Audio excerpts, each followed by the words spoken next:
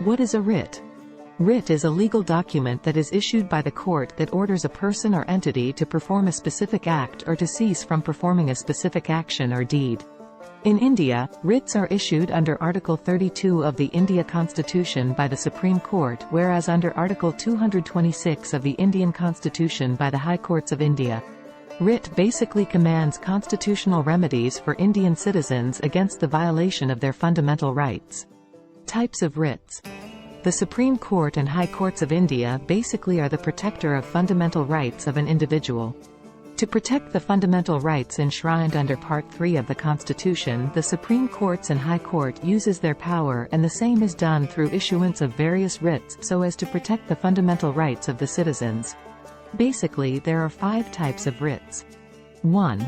Habeas corpus. The word habeas corpus basically means to have the body. 1. This writ is used to enforce fundamental rights of individual liberty against unlawful detention. 1. Habeas corpus can be issued against both private as well as public individuals. 1. The landmark judgments for habeas corpus are A. K. Gopalan v. State of Madras 950 Air 27B. Sunil Batra v. Delhi Administration Air 1980 SC 1579. 2. Mandamus. Mandamus basically means, we command, meaning thereby that whenever a public official has failed to perform his duty or refused to do his duty, the High Court or the Supreme Court directs, orders the public official to do his duty. 2.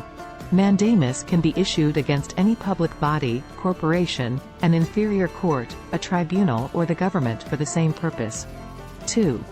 Mandamus cannot be issued against a private individual. 2. The landmark judgments for mandamus are A. S. P. Gupta v. Union of India 1981 B. Sohan Lal v. Union of India 1957. 3. Prohibition. The literal meaning of prohibition is to forbid. 3.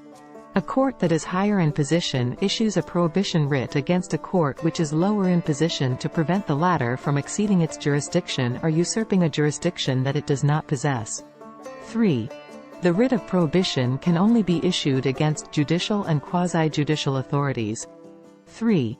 The writ of prohibition cannot be issued against administrative authorities, legislative bodies and private individuals. 3.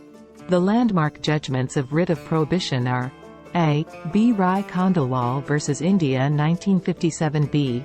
S. Govind Menon v. Union of India 1967 C. Hari Vishnu v. Syed Ahmed Ishaq 1955. 4.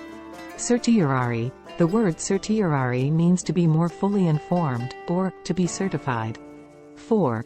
This writ is issued by a court higher in authority to a lower court or tribunal, ordering them to either to transfer a case pending with them to itself or quash their order in a case. 4. It is basically a court process to seek judicial review of a decision of a lower court or government agency. 4. It is issued on ground of an excess jurisdiction or lack of jurisdiction or error of law. 4. This writ basically cures the mistakes in judiciary. 4. The landmark judgments for certiorari are A. Nagendra Nath Bora v. Commissioner of Hills 1958. 5. Quo warranto. The literal meaning of the writ quo warranto is, by what authority or warrant.